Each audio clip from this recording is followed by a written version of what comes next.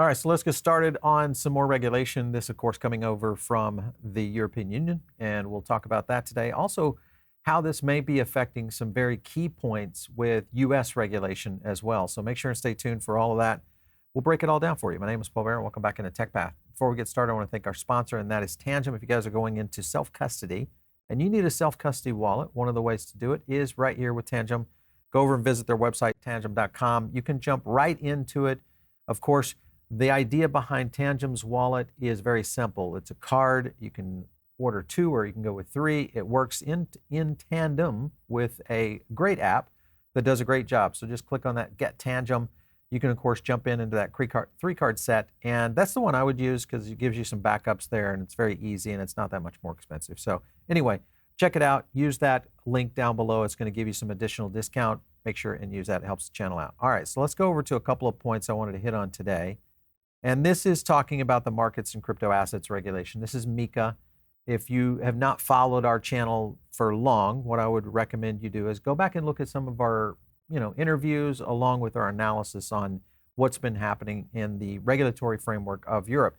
And the reason this is important is because they're starting to move into some other development areas around not only the blockchain side of things, but also even into the Metaverse side of things. I want to play a clip for you that breaks down a little bit more around their virtual worlds hearing. Listen in.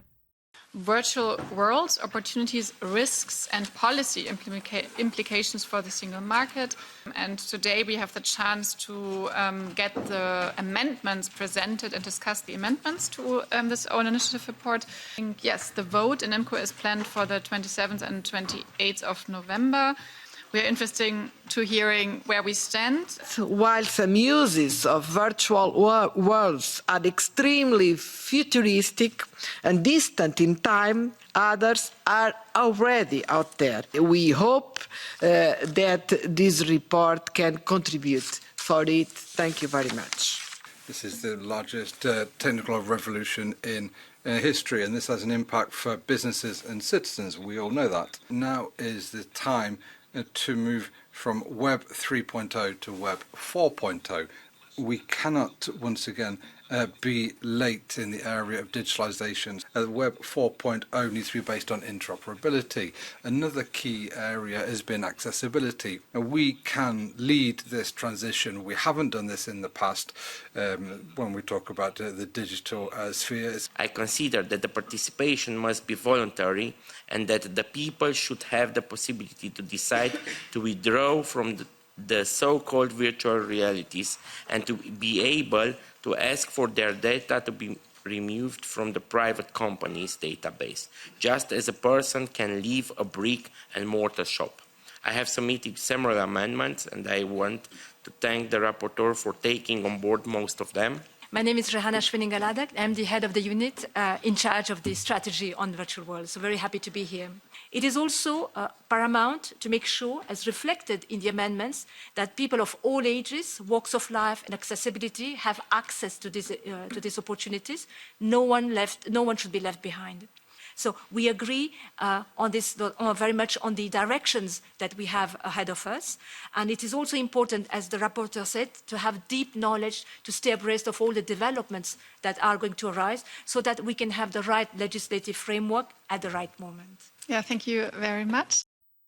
All right, so a point I want to hit on here is very clear, and that is that the EU is literally light years ahead of what's happening in the US in terms of a framework of legislation. They're already starting to look at what is happening within Metaverse.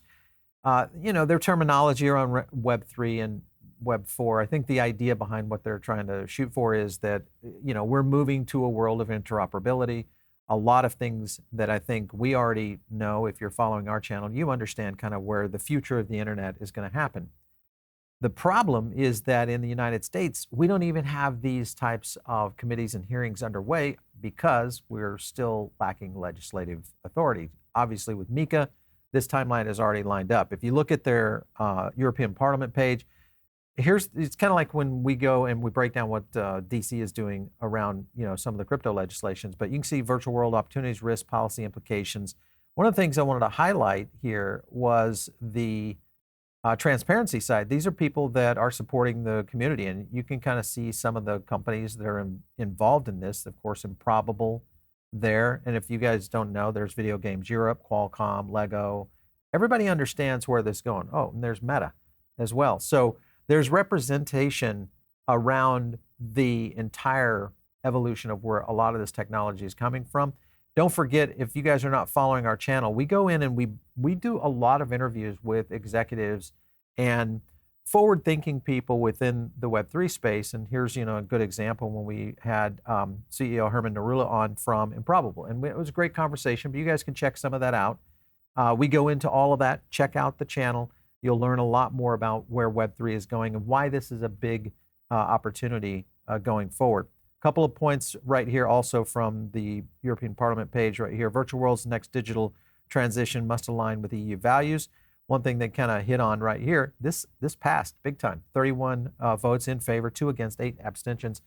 Simply meaning this was a landslide win, that they're going to start looking at opportunities, and this all flows into regulation and really kind of the next evolution of where the internet is going. A couple of things I want to point out right here.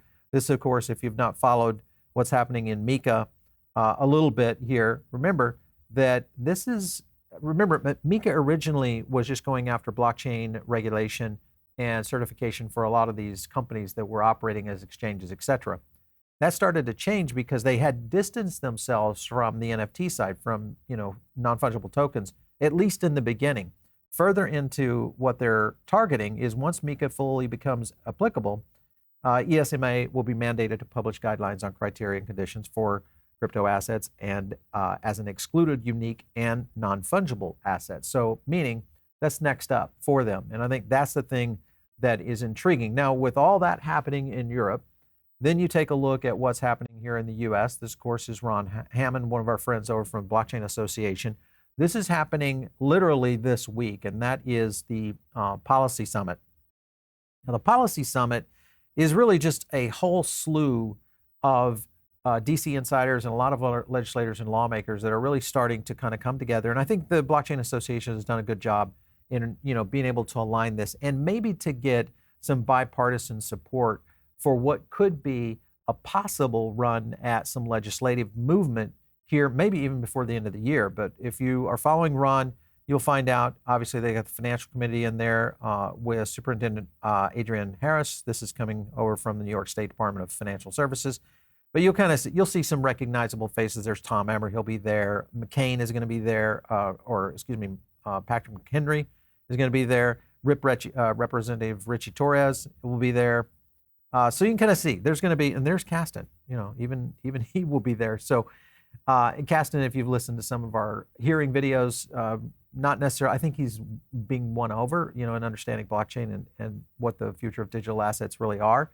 So the point being is there'll be a lot of significant players in the space that are coming together for, I think, the right timing, especially with what we're already starting to see here within the EU around MiCA, because this rollout is starting to happen. I want to go over to a clip real quick. This is Tom Emmer giving us a little bit of an update of where he thinks we currently stand right now. Listen in. And Chair Gensler refuses to provide the marketplace with clear criteria for digital assets, which is why the Kraken situation and Coinbase actually raised some red flags. If the Chinese government cannot shut down crypto completely, I guarantee you that in this country, Elizabeth Warren's not going to be able to do it, and neither is Gary Gensler. And the crypto community's refusal to lay down and die is proving Gensler's incompetency in the courts, and that's a good thing. The second part of the question is, how do we move these bills, these crypto bills, through the Congress? I think you're going to see that before the end of the year. I think one or more of them will get to the House floor, and they will pass the House floor, is my prediction, especially the bill that we passed out of the subcommittee on prohibiting a central bank digital currency. There's a lot of Republican support for it, and there's even Democrat support for stopping our federal government from creating what is essentially a Chinese-styled surveillance tool. So I think you'll see that. You may see some market structure legislation come across the floor, and I still haven't ruled out what might happen with some of the stablecoin legislation legislation that has been offered and is in committee. All right, so he hit on three major components there. The market structure bill, which we've talked about before, this is kind of the big one that could affect all of crypto. If you look at just the digital asset project lifecycle, this is the kind of the plan of what this roadmap might look like. Without zooming in on this, what this simply means is that there's the traditional corporate finance, that's that kind of pink layer down there. But when you look at how this is going to lay out, there's a lot of infrastructure that is potentially going into a regulation framework here. And what it simply means is that it's allowing the possibility of what we're going to see in terms of unrestricted digital assets. That to me is going to be the thing that really starts to move the United States in front of the rest of the world, because we already have the markets to support it. And it's kind of like what Tom Emmers was saying there, is that the digital assets industry is not going away. It's only getting bigger. And if you look at some of the growth right here, I'll just go to this tweet right here. This kind of shows you some of the VC applications over the last 3 years and where some of this money is starting to move. The kind of the teal color, you'll notice from 2021, we pretty much had a lot of the breakdown in terms of money going into the space. That is continuously shrinking, where we see, of course, Europe growing, and then also Latin America, and then you look at Asia also starting to really kind of take front and center stage. Point being is that a lot of this is offshoring now. We're starting to see an innovation layer that the tech is here and it's ready, and we're seeing real use case and utility applied, but yet the United States is falling behind. So that's the problem. I want to get into a couple other points to this, because one of the leading funds out there, I would say, is probably Cathie Wood, in terms of innovation around blockchain. ARK Invest, of course, is selling 5.3 million Coinbase shares, but she's also buying 1.2 million in Robinhood shares. Now, there's some things that could be brewing around this, but it also could just be market and portfolio management for what Cathie is doing, especially around the exchange side of things. Robinhood, Coinbase, both of these are going to be major players in the next run for crypto assets in general. And if you look at a couple other topics right here from the block, Coinbase tells some customers it's received subpoena related to ByBit. This is interesting. So kind of interesting, because no action is required from you, but the Coinbase is kind of responding to the subpoena in general. I don't know what this means in terms of, is there something brewing there with Coinbase and ByBit, or is this maybe along the same lines of what happened with Binance, here in the United States? Is ByBit, maybe possibly in the crosshairs here? Remember, also CZ stepped down as Binance U.S. board chairman. This again, kind of, I know it's not necessarily in line with what we're talking about, but you have to kind of think about regulation. And if you look at, if Binance is in true, one of the key things that they needed to get done, whether, the situation that we saw with Binance, maybe it's clear now. Maybe this is the thing that required or was needed to be required to be in place for us to see regulation kind of move to the next level. And of course, Coinbase right in the right spot at the right time if they can get past their lawsuit, which is kind of up next. One other thing to be aware of, if you think about innovation within all of this, MiCA's in motion. You've got all these things already flowing. I mean, they're starting to work on regulatory framework for the metaverse, essentially, and what is Web3. The question is, what is the growth opportunity? Here's a good example. And this is Raoul Pal. He hits a couple of things. He says that there's some huge indicators now flashing bullish on all things ETH. And really, when you think about Ethereum as a whole, smart contracts, the evolution of what we'll see in Web3 and many of the gaming sectors, this again gets back to the whole point of why Raoul is so bullish on this. But I think the thing to frame around what Raoul Pal is talking about is the evolution of technology. All of this is not stopping. Just like when the internet first started, you couldn't stop it. Just like when social started, you couldn't stop it. Mobile, what we saw in gaming, the revolutions around social media in general, all of that has been just technology amped up to the next level. I think blockchain Web3 is clearly in that space. So key here right now, MiCA, I think, will be setting the tone for the U.S. It's probably going to be putting some pressure on Asia, because I think Asia is the other hotbed for not only innovation, but opportunities around company growth, especially in this next run. But I also think that this is going to be a scenario that it plays out as maybe a blueprint for our regulators in DC. I feel like DC can move quickly if they feel that there's money in it.